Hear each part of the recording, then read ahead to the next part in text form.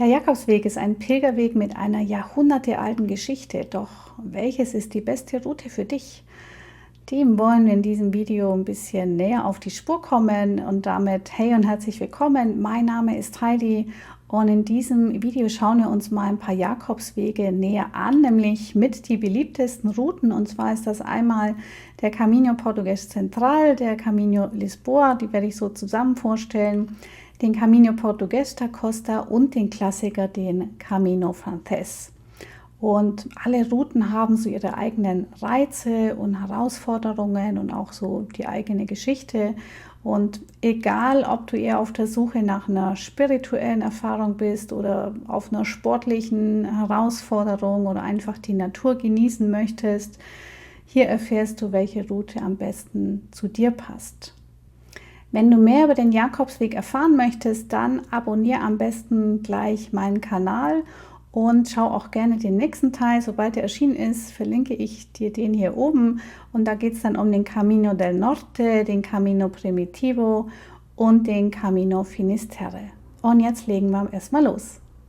Kommen wir zum Caminho Português Central und Caminho Lisboa. Das ist der Inlandsweg durch Portugal, startet in Lissabon, also der Caminho Português Lisboa beginnt in Lissabon, führt durchs Inland und ab Porto kannst du dann abbiegen auf den Caminho Português Central, also es geht dann eben nicht die Küste entlang oder du kannst auf den Küstenweg abbiegen, also da hast du dann ab Porto 2 Varianten.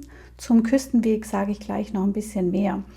Manche bezeichnen auch die komplette Strecke im Inland von Lissabon nach Santiago de Compostela als den Caminho Português Central.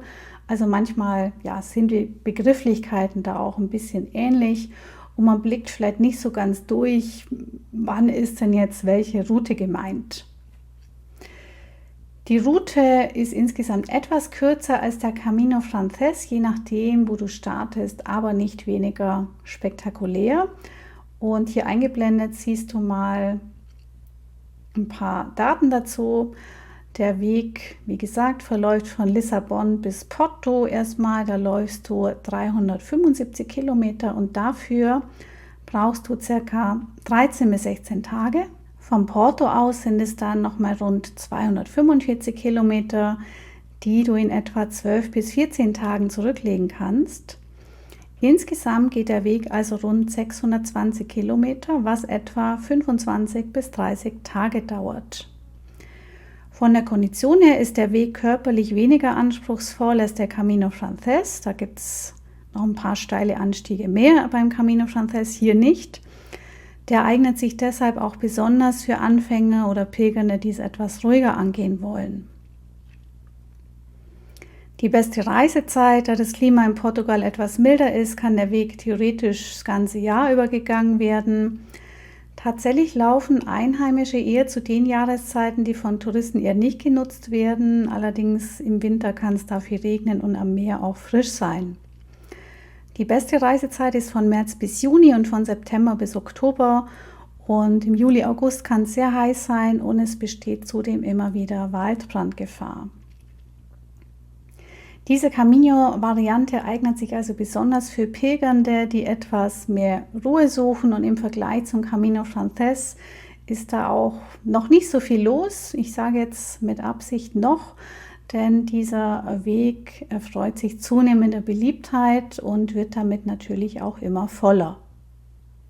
Kommen wir jetzt zum Caminho Português da Costa, dem Küstenweg. Der beginnt ebenfalls in Lissabon oder in Porto und verläuft dann ab Porto den wunderschönen Küstenweg entlang. Wie lang dauert diese Route? Von Lissabon aus sind es rund 620 Kilometer, was etwa 25 bis 30 Tage dauert. Von Porto aus sind es rund 260 bis 280 Kilometer, je nach Variante. Und die können in 12 bis 16 Tagen etwa zurückgelegt werden. Und wie gesagt, es gibt hier mehrere Varianten, die blende ich dir dann auch ein. Du kannst bis Caminho an der Küste entlang wandern und dann im Inland über Tui nach Santiago laufen, so habe ich es auch gemacht. Oder du kannst hoch bis Vigo an der Küste entlang und dann nach Santiago laufen. Es gibt außerdem die Variante Espiritual, die von Pontevedra nach Ponte Secures verläuft und ein Teil davon fährt man mit dem Pilgerboot. Das sind dann zusätzliche 73 Kilometer mit circa 3 Tagen, die du einkalkulieren solltest. In Ponte Secures bzw. im Padrón führen dann der Inlandsweg und der Küstenweg zusammen, was immer ganz schön ist, denn da trifft man dann Leute, die man vielleicht früher schon mal kennengelernt hat, die aber dann einen anderen Weg genommen haben. Zur Kondition: Der Weg ist körperlich weniger anspruchsvoll als der Camino Francés, da es weniger steile Anstiege gibt, also wie bei der Route zuvor auch, eignet sich also besonders für Pilgernde, die noch nicht so viel Lauferfahrung haben und dies etwas ruhiger angehen wollen. Auch hier das Klima in Portugal ist etwas milder, du kannst den Weg theoretisch das ganze Jahr überlaufen und die beste Reisezeit ist von März bis Juni und von September bis Oktober, im Sommer recht heiß. Ja, und auch gerade die Küstenvariante, die wird immer beliebter, auch bei Pilgerinnen und Pilgern. Wenn du eine frische Brise im Gesicht magst, einen wunderschönen Blick aufs Meer, tolle Farben, schöne Landschaften, dann kann ich dir absolut diese Route empfehlen, die ich auch gegangen bin. Kommen wir jetzt zum Klassiker, dem Camino Francés. Also eigentlich ist das der Weg, von dem man beim Jakobsweg immer so spricht. Das ist auch die Route, die H.P. Kerkeling in seinem berühmten Buch genommen hat. Ich bin dann mal weg, der Camino Francés. Und wusstest du, dass tatsächlich momentan 50% aller Pilgernden genau diese Route nehmen? Also es ist momentan wirklich der beliebteste Weg. Und das wollen wir uns jetzt auch genauer anschauen. Der Camino Francés, der startet in Saint-Jean-Pied-de-Port am Fuß der Pyrenäen in Frankreich und führt dann quer durch Nordspanien bis nach Santiago de Compostela. Für wen ist der Camino Francés ideal? Erstmal für alle, die eine abwechslungsreiche Landschaft und gut ausgebaute Infrastruktur schätzen. Hier gibt es viele Herbergen, Cafés, Möglichkeiten, andere Pilger zu treffen. Und wenn du das Gemeinschaftsgefühl suchst und dich auf einem klar markierten und gut organisierten Weg bewegen möchtest, dann ist das der perfekte Weg für dich. Allerdings, die Beliebtheit des Camino Francés bedeutet eben auch, dass er besonders in den Sommermonaten recht voll sein kann. Und er ist ideal für Anfänger und solche, die nicht alleine wandern wollen. Allerdings eine gewisse Grundkondition solltest du auf jeden Fall haben. Zur Dauer: Die gesamte Strecke hat so um die 780 Kilometer, dauert etwa 32 bis 39 Tage und da läufst du dann durchschnittlich 20 bis 25 Kilometer pro Tag. Von der Kondition her solltest du eine moderate Fitness haben. Der Weg hat einige Anstiege. Du startest da in den Pyrenäen und da hast auch Anstiege in den galizischen Bergen. Die beste Reisezeit, generell ist auf diesem Camino immer viel los. Als beste Reisezeit vom Wetter her gilt April bis Juni und September bis Oktober. Und gerade in den Bergen solltest du dich auf wechselhaftes Wetter einstellen. Im Sommer kann es sehr heiß sein, im Winter sehr kalt. Der Camino Francés ist also ein Weg, den du auch als Anfängerin oder Anfänger gehen kannst. Allerdings solltest du da zuvor schon ein bisschen deine Fitness trainieren, mehrmals auch wandern gehen im Vorfeld. Und du solltest auch darauf achten, dass du da gutes Schuhwerk hast, weil du da auch in den Bergen unterwegs bist.